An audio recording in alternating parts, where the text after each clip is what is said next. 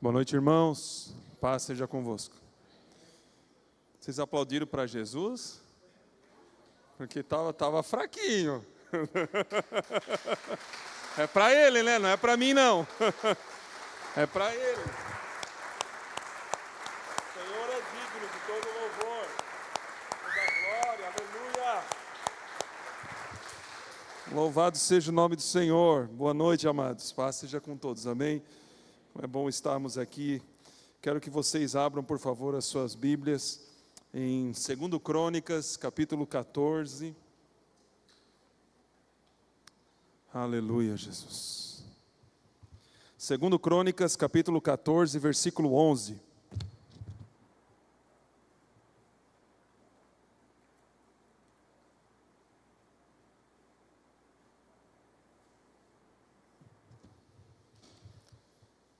Glória a Deus.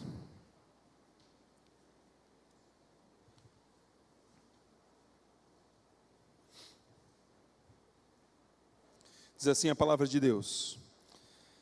2 Crônicas 14, 11.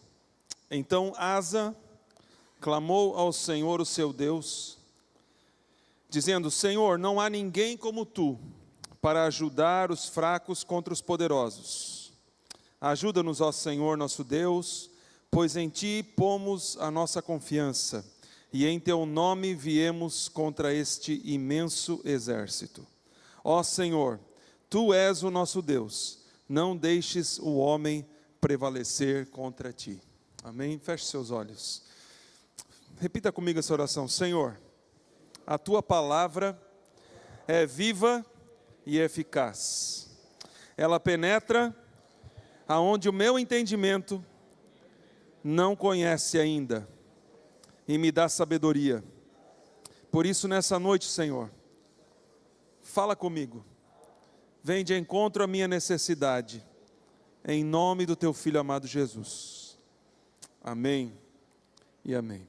Amados, eu quero falar um pouco nessa noite sobre esse rei chamado Asa. E eu quero falar um pouquinho, discorrer um pouquinho da história dele. Nós vamos acompanhar alguns versículos aqui, para que a gente possa compreender um pouco das coisas que ele fez em favor do povo de Israel, e daquilo que ele fez de bom, e também de algumas coisas que ele acabou fazendo de errado, né? Uma das coisas maravilhosas acerca da palavra de Deus, é que a palavra de Deus nunca omite o erro dos personagens bíblicos, das pessoas que estavam ali. E eu vejo assim, isso como uma das grandes evidências de que essa palavra aqui não é palavra de homem, mas palavra de Deus. Porque se o homem escrevesse isso com a sua própria vontade, ia ter triunfo aqui do início ao fim, né? E nós íamos conhecer a história de todos eles, e seriam histórias triunfantes, e não iria mostrar fraqueza em ninguém. Mas a Bíblia deixa muito claro a fraqueza dos homens que confiaram em Deus. E uma das coisas que nós vamos até ver nessa noite, é o fato de que a Bíblia declara que Asa, esse rei, foi um rei que viveu e reinou, e agiu de acordo com a vontade de Deus, do início ao fim da sua vida. Mas aqui mostra que no final da vida dele, ele não foi um bom crente, digamos assim, uma pessoa que confiou no Senhor. E eu fico pensando, poxa Senhor, como é que ele foi bom, se no final ele não foi perfeito, né? Mas assim é a nossa vida. Não que está certo termos altos e baixos, mas muitas vezes isso é inevitável. Mas quem foi o rei Asa? O rei Asa, a história dele começa aqui no capítulo 14 e vai até o final do capítulo 16 de 2 Crônicas. Também tem uma parte que é menor, que está no livro de 1 Reis, capítulo 15. Ele foi o terceiro rei do reino do sul, depois que o reino do sul foi dividido. Israel foi dividido depois de Salomão. Ele foi totalmente diferente do seu pai. O seu pai, o rei Abias, ele reinou só por 3 anos, e ele fez tudo que era detestável aos olhos de Deus. Então nós já vemos aqui que o rei Asa, esse rei aqui, ele não teve um bom modelo na sua casa. Ele não teve na casa dele um pai, ou um modelo, um exemplo de um homem de Deus, de uma pessoa que seguia ao Senhor e fazia as coisas corretas de acordo com o Senhor. Ao contrário, ele teve na sua casa um pai que fazia as coisas tudo errado. E isso nos mostra, amados, que por mais que os meios possam interferir no nosso comportamento, nós temos uma responsabilidade pessoal para com a nossa fé e para com a nossa vida, amém? Nós precisamos buscar ao Senhor, independente daqueles que vieram antes de nós. Nós precisamos fazer o que é certo, independente daqueles que vieram antes de nós. Nós precisamos tomar uma posição. A responsabilidade é nossa, né? Os recursos estão à nossa disposição. O conhecimento da palavra de Deus está à nossa disposição. O Espírito de Deus está à nossa disposição.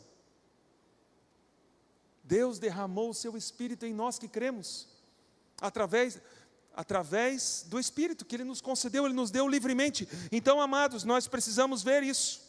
Asa não foi que nem o seu pai, ao contrário, ele foi exatamente o oposto, e ele teve zelo ao Senhor. Olha só no versículo 2 do capítulo 14, acompanhe comigo ali. 2 Crônicas 2, 14, versículo 2 em diante, diz assim: Asa fez o que o Senhor, o seu Deus, aprova. Retirou os altares dos deuses estrangeiros e os altares idólatras que havia nos montes. Despedaçou as colunas sagradas e derrubou os postes sagrados. Ordenou ao povo de Judá que buscasse o Senhor, o Deus dos seus antepassados, e que obedecesse às leis e os mandamentos dele. Retirou os altares idólatras e os altares de incenso de todas as cidades de Judá, e o reino esteve em paz durante o seu governo. Também construiu cidades fortificadas, e assim por diante. Nós vemos que ele fez outras grandes conquistas, mas ele destruiu a idolatria que havia sido inserida pelo rei Salomão, através das centenas de mulheres que ele casou, de várias outras nações. Mas ele fez o que é certo, ele limpou o reino de Israel contra isso, e se levantou contra a idolatria, contra a adoração a outros deuses. Houve um avivamento na terra de Israel, por 10 anos, então ele foi um rei justo ao Senhor. Havia um entendimento de que Deus era o Deus Todo-Poderoso, havia um entendimento que se eles estavam ali naquela terra prometida, usufruindo das bênçãos de Deus, é porque o povo precisa, se eles quisessem continuar isso, o povo precisava continuar adorando ao Senhor, servindo ao Senhor e reconhecendo o Senhor, Deus, Jeová, como Deus Todo-Poderoso e o Deus do seu povo, amém? Há uma necessidade disso, e nós vemos que já logo no versículo 8 do capítulo 14, depois de ter aí praticamente 10 anos de paz, ele já tinha equipado um exército de 580 mil soldados. Versículo 8 diz assim: Asa tinha um exército de 300 mil homens de Judá, equipados com escudos grandes e lanças, e 280 mil de Benjamim, que eram as duas tribos que formavam o reino do sul, Benjamim e Judá, né? Armados com escudos pequenos e arcos, todos eram homens valentes de combate. Olha só que tremendo. Houve paz por 10 anos, tinha um exército grandioso, mas o que aconteceu? Um inimigo se levantou contra ele.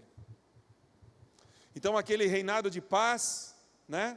Geralmente quando nós colocamos coisas a nossa vida diante do Senhor e queremos consertar ela, arrumar ela, nós vamos ter uma consequência de paz, porque estamos semeando coisas diferentes, coisas boas para nós, e vamos colher aquilo.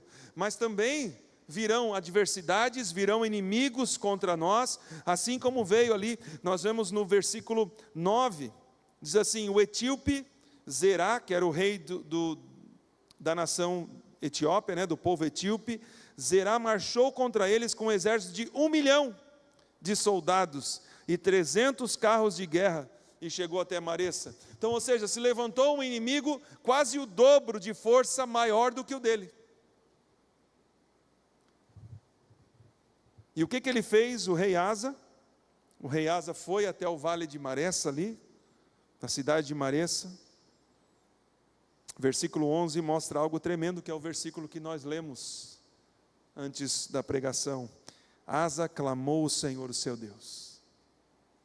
Ele buscou a face do Senhor. Ele dependeu não da sua força, mas da força de Deus.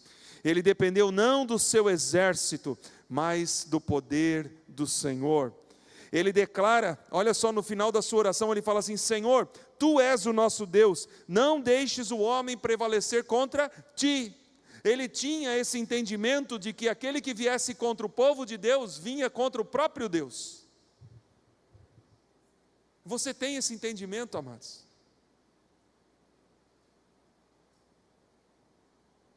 Você tem esse entendimento de que Deus é por nós, que Deus é contigo, e que se Deus é contigo, quem será contra você?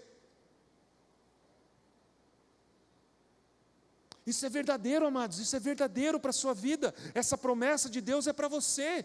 Deus é contigo, Ele luta as suas batalhas, Ele caminha ao teu lado, e Ele coloca Deus nessa circunstância que era mais do que desafiadora. 580 mil homens não é um exército pequeno, né? Mas contra 1 milhão deles. E ele busca o Senhor. E no versículo 12 nós vemos algo tremendo, porque diz assim: o Senhor derrotou os etíopes. Não foram os soldados, os 580 mil soldados, foi o Senhor. O Senhor derrotou os etíopes diante de Asa e de Judá. Os etíopes fugiram, então eles foram, perseguiram e destruíram todos eles. Os números não importam para Deus, amados. Aquilo que vem contra nós não importa. A força daqueles que vêm contra o povo de Deus, a força daqueles que nos atacam ou que vêm contra nós, quando estamos fazendo a vontade do Senhor, essa força não importa para o Senhor. Por quê? Porque o Senhor é mais forte, o Senhor é mais poderoso, o Senhor é capaz. Então nós podemos crer e podemos depender do Senhor. Logo depois disso, veja lá em capítulo 15, versículo 2, 1 e diante, né? Nós aprendemos uma outra coisa na vida de Asa aqui, porque o rei Asa teve uma grande vitória, amém? Mas nós precisamos entender que mesmo depois de grandes vitórias, nós precisamos ficar perto de Deus, amém? Nós precisamos permanecer, e Asa aqui, ele é lembrado novamente de que ele precisa permanecer. Versículos 1 e 2 diz assim: o Espírito de Deus veio sobre Azarias, filho de Obed. O que ele era? Ele era um profeta naquele tempo do rei Asa. E ele saiu para encontrar-se com Asa, e ele disse: escutem-me, Asa e todo o povo de Judá e Benjamim, toda a nação. Diz assim: o Senhor está com vocês quando vocês estão com Ele. Se o buscarem, Ele deixará que o encontrem, mas se o abandonarem, Ele os abandonará. E isso não é uma advertência, é uma advertência para aqueles que estão longe, né? Mas também é um cuidado para aqueles que buscam. Porque o nosso buscar de Deus não é em vão, meus irmãos. Mas quando nos afastamos de Deus também não é em vão, porque o resultado de afastarmos de Deus é estarmos sós. Então, depois de uma vitória, nós precisamos aprender que precisamos permanecer em Deus, obedientes na palavra do Senhor, sempre. Precisamos permanecer perto do Senhor se quisermos ver Deus trabalhando em nossas vidas. É uma escolha, é uma escolha. E é muito fácil, depois de vitórias, nós relaxarmos, né? Nós já ouvimos aqui, até nesse final de semana, o pastor Marcelo esteve compartilhando e compartilhou algo parecido com isso. Mas é bem fácil. A gente, poxa, isso aí foi difícil, vou até tirar uma folga agora. Nós precisamos permanecermos firmes, ficarmos perto de Deus. E o rei Asa, ele fez isso. De uma certa forma ele fez, olha só o que ele fez logo depois, no versículos 16 e 17. do capítulo 15, ele enfrentou a sua própria mãe.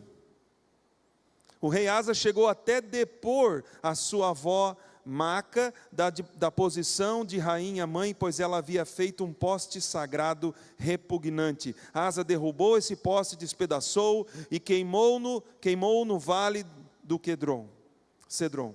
Embora os altares idólatras não tivessem sido eliminados de Israel, o coração de Asa foi totalmente dedicado ao Senhor durante toda a sua vida.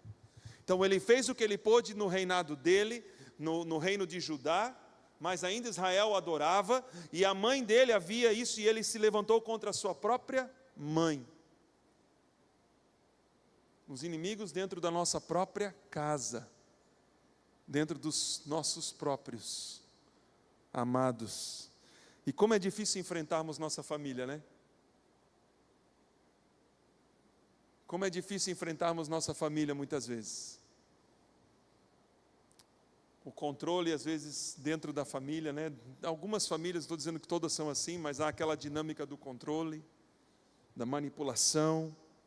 Mas ele entendeu a posição dele em Deus. Ele entendeu a realidade da autoridade dele como um rei perante o povo, como um rei perante o Senhor, e a responsabilidade dele perante o povo. Ele precisava manter o povo na linha, ele precisava manter o povo no Senhor, e não podia ser qualquer um que se levantasse, até a sua própria mãe. Que coragem, de depor a sua mãe na frente de todo o povo, mas ele fez o que era certo. Às vezes o medo de nós não enfrentarmos de forma negativa, amados, né? De comprarmos briga, ou de irmos em dedo em riste, ou querer, não, amados, mas em oração, em busca ao Senhor, falarmos a verdade, nos posicionarmos em relação à verdade, em amor. Amados, isso vai longe, porque traz salvação, não só para a minha vida, mas traz salvação para a casa que eu defendo, para o povo que nós defendemos, para os líderes que lideramos, né? Para aqueles que nós estamos compartilhando da palavra de Deus. Que autoridade ele teria para pedir para que o povo destruísse os altares idólatras, se na sua própria casa ele permitia que havia um poste sagrado ali?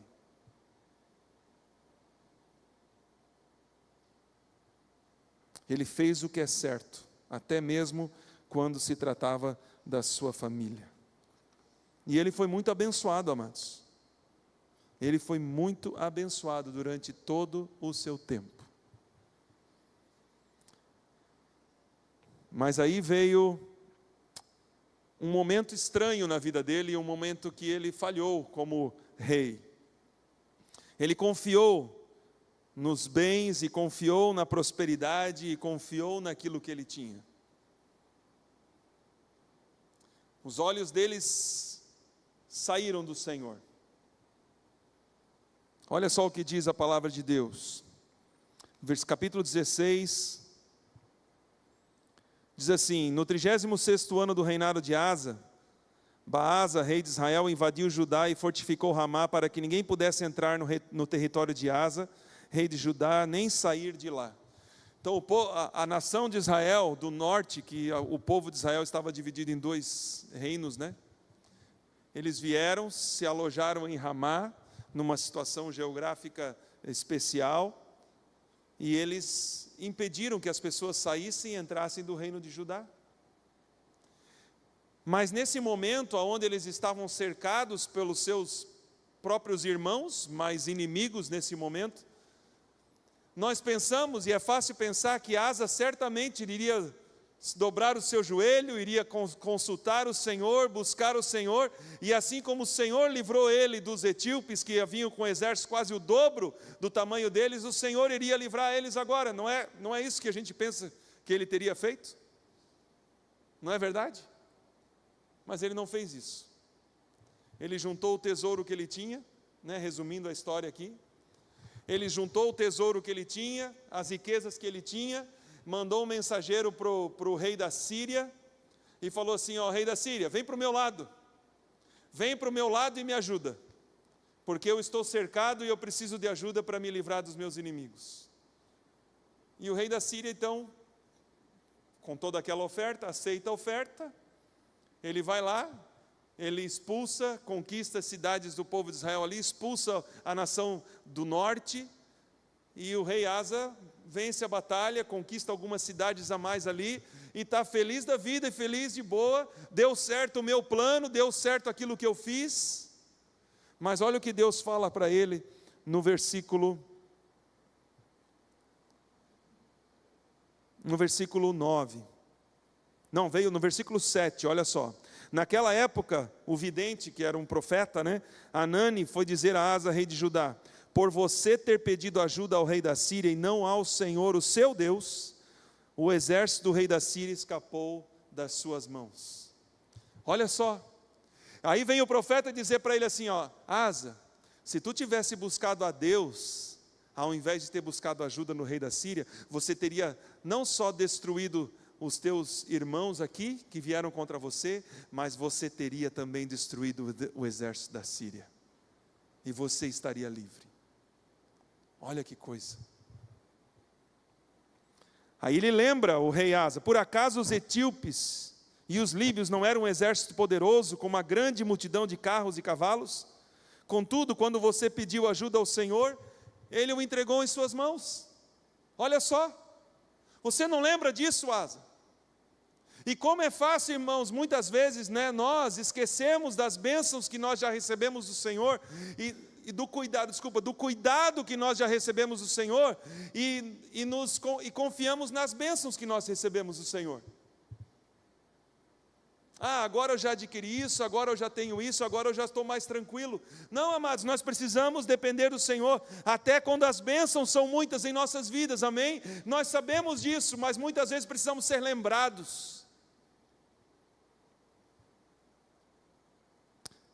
E olha só o que o profeta fala para ele no versículo 9: pois os olhos do Senhor estão atentos sobre toda a terra, para fortalecer aqueles que lhe dedicam totalmente o coração. Que lindo esse versículo, Que promessa. Mas ele fala assim ainda para o rei Asa: nisso você cometeu uma loucura. E ele não gostou disso. Versículo 10 diz assim: Asa irritou-se contra o vidente, ficou tão indignado que mandou prendê-lo. E nessa época Asa oprimiu brutalmente alguns do povo. Ele ficou ofendido com Deus, ficou chateado com Deus, ficou irritado com Deus, e agora passou a perseguir aqueles que eram de Deus. Que mudança, meus irmãos? Que transformação na vida desse homem. Ao ponto, lá no versículo 12 e 13, diz assim: no 39º ano do seu reinado, Asa foi atacado por uma doença nos pés. Embora sua doença fosse grave, não buscou a ajuda do Senhor, mas só os dos médicos. Eu estava orando nessa tarde, amados, e orando, e buscando ao Senhor. É possível que nós fiquemos tão ofendidos com Deus, porque Deus não fez a nossa vontade, ou não fez as coisas do nosso jeito? É possível que nós possamos ficar ofendidos com Deus e de mal com Deus, porque Deus não fez algo que nós esperávamos que Ele fizesse por nós, do nosso jeito? Porque me parece que Asa aqui ficou ofendido com Deus e ficou irritado com Deus e falou assim: Senhor, olha, eu fiz as coisas do meu jeito, deu certo, por que tu ficou bravo comigo? Senhor, tu não tens o direito de ficar bravo comigo. Parece que ele ficou irritado com o Senhor. E isso, amados, levou ele para um lado muito ruim, muito sombrio e muito de trevas mesmo na vida dele. Culpando Deus, porque Deus não o aceitou. Mas ele poderia ter feito a vontade de Deus. Ele poderia ter buscado a Deus. Ele poderia até ter se arrependido do Senhor aqui, ao Senhor. Mas ele decidiu ficar chateado. E amados, não sei se há alguém aqui nessa noite